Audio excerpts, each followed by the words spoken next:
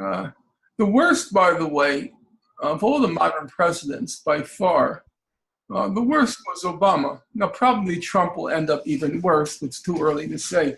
But Obama was the worst. Obama's the biggest fraud on God's earth. All these pretenses to being so progressive and enlightened. He was horrible. He was the first president until the last month in office who blocked every Security Council resolution critical of Israel.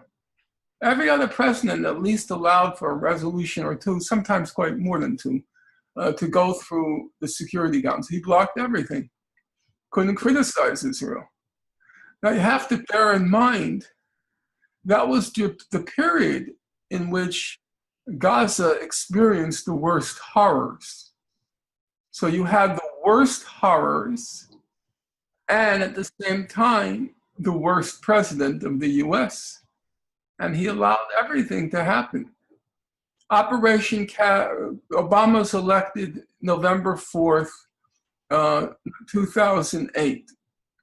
Operation Cast Lead begins on August 26th, 2008.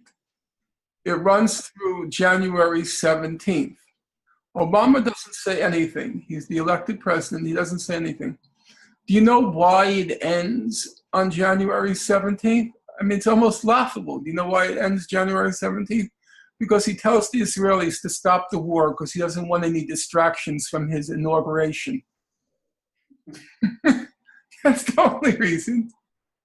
Because he's a stupefying narcissist, and all he wants, all he worries about is that all the cameras are on him. Same thing with Operation Protective Edge. Operation Protective Edge in July, August 2014, it was horrible. Israel left behind 2.5 million tons of rubble. 550 babies were killed. 18,000 homes were destroyed. Obama didn't say anything. Oh, he did say, I take that back. He did say, every day he kept saying Israel has the right to protect itself. Oh, really? That's how you protect yourself? By bulldozing homes of refugees and children? That's how you protect yourself? The homes weren't killed by collateral damage. Israel has a very sophisticated army. It went in with guided missiles and blew up the homes. And then when it took over territory, it would rope off entire neighborhoods, bring in what are called the D9 bulldozers, and just flatten the area. Now, if that's not horrible enough, you're flattening the homes of kids. That's what you're doing. You're flattening the homes of kids. I'll be honest with you, I cannot even conceive that kind of heartlessness. I really can. You kids, you guys here, you're about 20 years old, 21, and each time your computer crashes, you go into a hysteric. Oh my God, my computer crashed. I just lost 3 hours of work. I'm going to commit suicide. I wish I die. I hope the whole world blows up. Because your computer crashed and you lost 3 hours of work.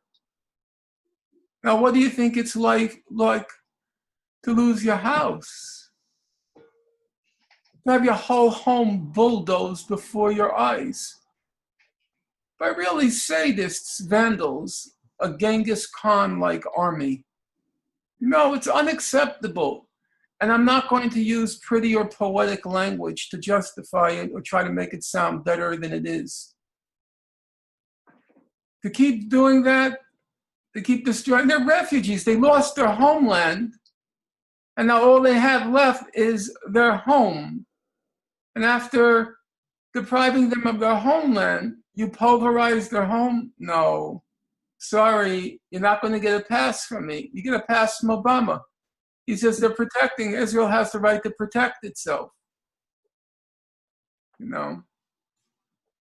Biggest fake on God's earth.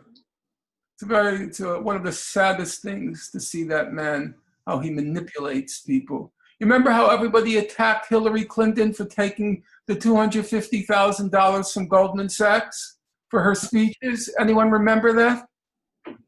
You remember? So last week, Obama, he gave 2 speeches last week. Each one he took $400,000. $400,000 from the pharmaceutical companies. $400,000, and nobody wants to say anything. Nobody wants to say anything. They're so afraid. Why? It's okay. It's not good when Hillary does it, but it's okay when he does it. The same crook.